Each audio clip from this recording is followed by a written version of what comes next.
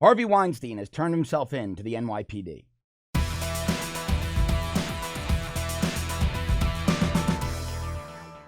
Movie mogul Harvey Weinstein and most likely soon-to-be convicted rapist Harvey Weinstein turned himself in at the New York City Police Department's first precinct at about 7:30 a.m. Eastern this morning. Weinstein is turning himself in for charges stemming from the complaint of a woman named Lucia Evans about incidents that happened going back as far as 2004.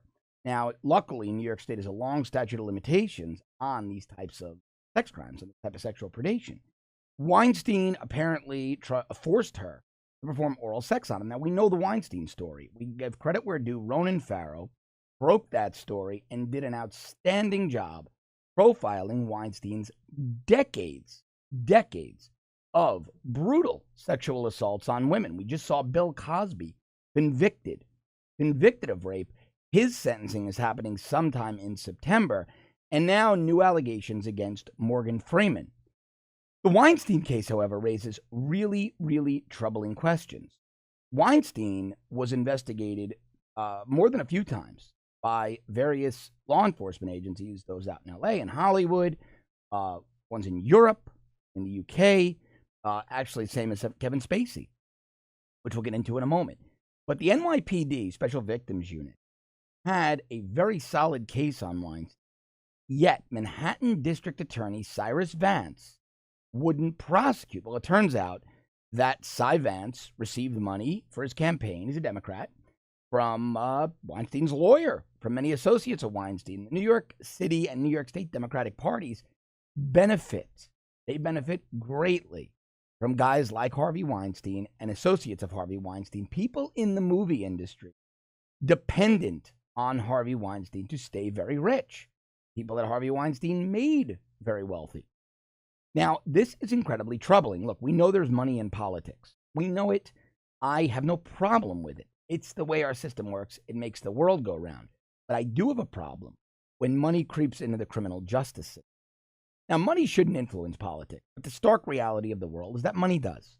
Money does, in fact, influence politics. There is, you're never going to change that. People can scream and yell about campaign finance reform. Guys like John McCain, who have taken $1 gazillion from the defense industry. I always find it beautifully hypocritical when a John McCain cries about campaign finance reform because he is one of the worst culprits in D.C. But this is about Harvey Weinstein. It is very, very troubling when money creeps into criminal justice type races. I obviously, you watch the show, I interface with law enforcement around the country, and I dabble in helping candidates their messaging, and I've helped quite a few candidates for sheriff. They're small races, but it's a passion of mine. I love law enforcement, and very important to me to get the right people elected.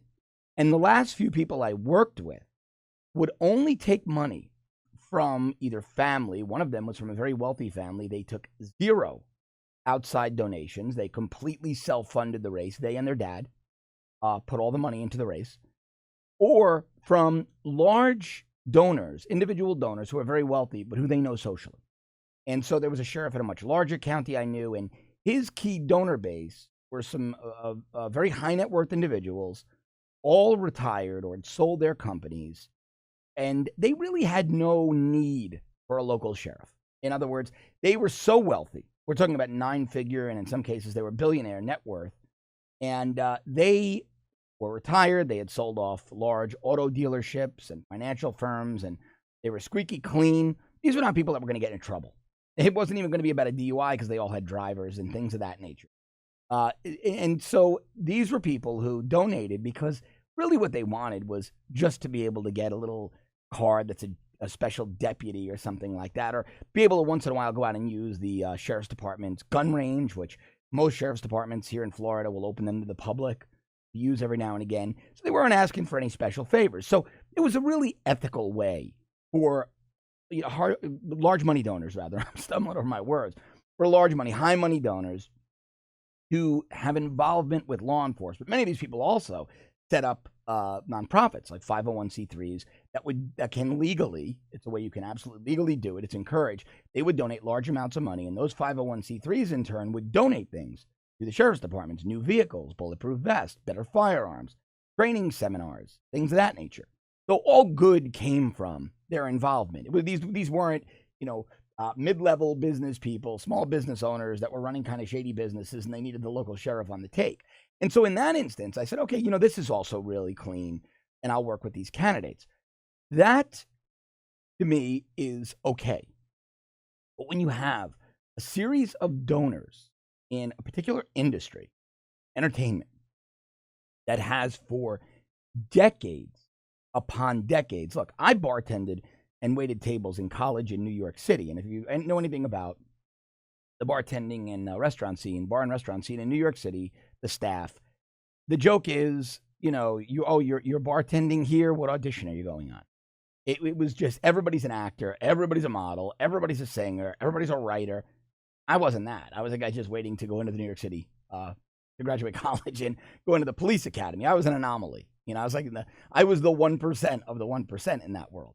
And you would hear the stories. I mean, these are good-looking guys and girls that work there, and a lot of the girls would just tell me, man, that guy was such a creep. He pinned me down on the couch. Some of the girls were like, yeah, what are you going to do? Yeah, did you have sex with him? Yeah, I had no choice if I wanted the job. It was so commonplace. And the guys that I worked with, wasn't just the homosexual advances from those in the entertainment industry. The women, the casting directors, the producers, the directors would be all over them. It's really an immoral business in many respects. And so this has been going on since the beginning of the entertainment industry. Sexual predation. I do believe that pedophilia was commonplace. That's not from crazy conspiracy theories like Pizzagate.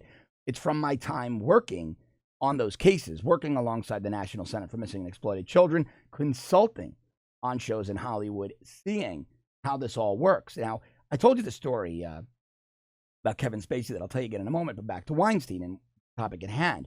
And so these donations that went to Cyrus Vance had via the New York State Democratic Party, the New York City Democratic Party, or direct contributions to Manhattan DA Cyrus Vance's campaign accounts seem to have had an impact on his office's decision to have previously prosecuted Harvey Weinstein. We will never be able to prove that. That's my opinion, but the reason it's my opinion is that the New York City Police Department's Special Victims Unit is probably the best in the world at what they do. I would argue they're better than the FBI because of the amount of cases they handle. New York City's population is so big, and rapes, sexual assaults tend to be local and state offenses. They simply handle many, many more of these cases than does the FBI. And they have more experience. The more you handle, the more experienced you are, the more often you testify in court, the more attuned you become, the more experienced you become in the nuances of that testimony. You're required to conduct and attend more in-service trainings where you're learning about the latest advances in DNA technology, in psychology of victims, psychology of offenders. And so the New York City Police Department Special Victims Unit is far and away the best in the world at what they do. LA's is pretty damn good, too. They're nipping at their heels. They might be equal. I'm partial to the NYPD for obvious reasons. And they had a very good case. I spoke to some detectives in that unit that I know, two of whom I worked with on the street. They're personal friends. And they all tell me much the same that I was told by very close friends in the LA DA's office about the Michael Jackson case. We know this guy is guilty, but the victims are either paid off or terrified, and the damn prosecutors won't try to make these cases. Something's up, but hey, we're just the cops. All we do is rest. If the prosecutors don't want to prosecute, that's our system. Everybody's watched Law and Order. It is what it is. And so what it leaves you with are traumatized victims and really frustrated cops, really, really frustrated investigators. And so that was the way this Weinstein investigation was going until Ronan Farrow's expose blew the lid off of it, completely blew the lid off of it. And Cyrus Vance, the Manhattan DA's office, could no longer help push this thing off. They could no longer push this thing off. Now you had Special Victims Unit's detectives whose credibility, I can't remember one case. Now, I bring you stories of police misconduct when it's warranted, but I mean when I say this. I look back, I called friends, and just from my own anecdotal recollections, I can't remember one instance where a New York City Special Victims Unit detective was discredited on the stand or their evidence didn't hold up. Because they meet these victims. And I worked those cases, not with SVU, but with child pornography and pedophilia and some other things. And when you meet the victims, all you want to do is do it right. You want to cross every T. You want to dot every I. You want to make sure that you don't miss a thing because you want justice for them. You can't go out and kill the bad guy, which many cops would want to do. These are some pretty brutal predators. But you want to have them sitting in a cell for the rest of their lives. And if they murdered, hopefully you'll get them the death penalty. But you want to leave every stone flipped over several times. You want to dig 3, 4, 5 feet deeper into every hole. You want to do everything right, then do it again, then go an extra 15 miles. Because you really want these bad guys in jail. And that's exactly what SVU did over the years on Harvey Weinstein. The district attorney's office wouldn't prosecute the cases. Now with the spotlight on them, they are. Because the New York City district attorney's office is a political entity. And typically, politicians, whether they be President of the United States, senators, congresspeople, down to local school board, and often elected sheriffs, elected prosecutors, district attorneys, state attorneys, attorneys general, they don't like political or financial hot potatoes. So they tend to blow them off until spotlight is on. And when that spotlight is on them, well, they can no longer blow those cases off. And that's exactly what Farah's expose did to Cy Vance's office. Now, the prosecutor that's on the case is a female prosecutor. I won't put her name out there because I don't want it naming prosecutors for security reasons, their own safety. But let it suffice to say she's been in the office for a few decades. She is apolitical. She is an outstanding prosecutor. I've crossed paths with her. I have a couple of friends that had major cases with her. They said she is one of the best they've ever worked with. And one of my friends who is, you've seen him on the show actually, Rob O'Donnell. He was an incredibly talented homicide detective in the NYPD, now retired. And now he does law enforcement analysis on this show and others. Good friend. And Rob and I were talking about this particular prosecutor. And he basically said Weinstein is effed because she's that thorough, that good at what she does. And when you combine now the Special Victims Unit detectives that have a particular vendetta against Weinstein because they know what he's gotten away with, you have this incredibly talented, successful, high conviction rate prosecutor and a monster spotlight shown on the Manhattan DA's office. Well, I have to agree with my buddy Rob. I think Weinstein is, well, effed. That all being said, the problem still exists in Hollywood. Weinstein is just one, symptom of the total disease. One symptom that's presenting, that's been discovered, and that's now being excised of the total disease. We've got Morgan Freeman now being accused. We've got Bill Cosby convicted. Kevin Spacey. Now, Kevin Spacey is under investigation by multiple agencies. Los Angeles and the UK right now, I'm guessing others. And I've told you the story before, but back in 2009, when I was doing this work, I was also consulting, a consulting producer on an NBC show that eventually did get launched. I didn't make anywhere near the money I thought I would. So, yes, I cut myself a bad deal, but no, it took many, many years, and I only had a deal for a certain amount of episodes, but it was fun. But one of the producers on it, one of the executive producers and I were talking about these types of crimes, and we were strategizing. I'll never forget this. We were sitting at the Ritz-Carlton Marina del Rey, myself and these two very, very well-known executive producers. I won't put their names out there, but they're good guys. They were family men. They're good guys. They didn't get involved in the Hollywood scene and all those trappings. And they really, quite frankly, thought those people were like nuts. These guys were very atypical for Hollywood power players. They were like coaching their kids' baseball games and going on family vacations when these other lunatics were having orgies. And somehow Kevin Spacey's name came up in another movie, and one of them said, I don't know how that guy's not rotting in prison for what he's done to kids. And the other one goes, tell me about it. And I said, really? I said, he always seemed a little creepy. And they said, it's an open secret.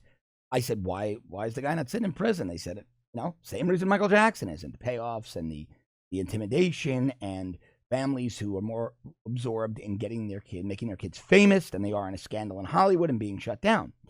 So I gave a call to a friend of mine who was a prosecutor in the LA County District Attorney's Office. And he said, believe me, because I couldn't sit there and not notify law enforcement.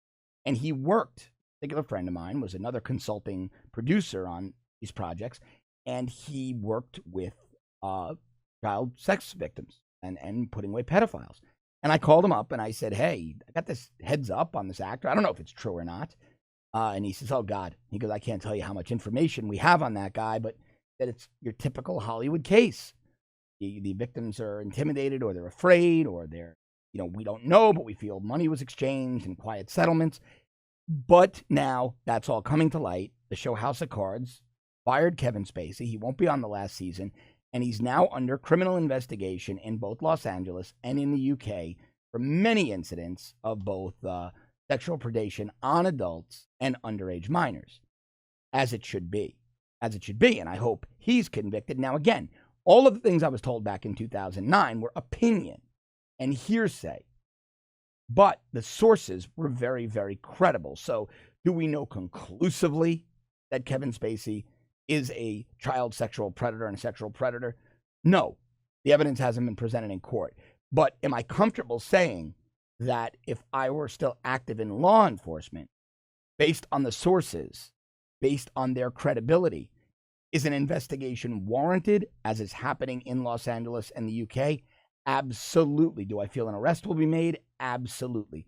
Do I feel a prosecution will go down? Now, because of the spotlight shown on all these people, very, very optimistic about that. And that's all a very, very good thing. Look, Hollywood is not all of a sudden going to become moral. But if we can make the bad guys think twice, if we can get them to at least consider, hey, I'm going to be publicly shamed and spend a long time in jail if I continue down this path, well, then maybe, just maybe, we can save a few victims from some heartache. And I'm going to go much deeper into this on my longer show, Off the Cuff Declassified, today, right here on The Rebel. I want to bring you this content every day. Help me do that by subscribing to our premium service at www.therebel.media/shows. Go to the App Store, download the Rebel app, and go to firescottisrael.com, sign our petition. As always, thanks so much for watching. You have a great weekend, a great Memorial Day weekend. I'll see you on Monday.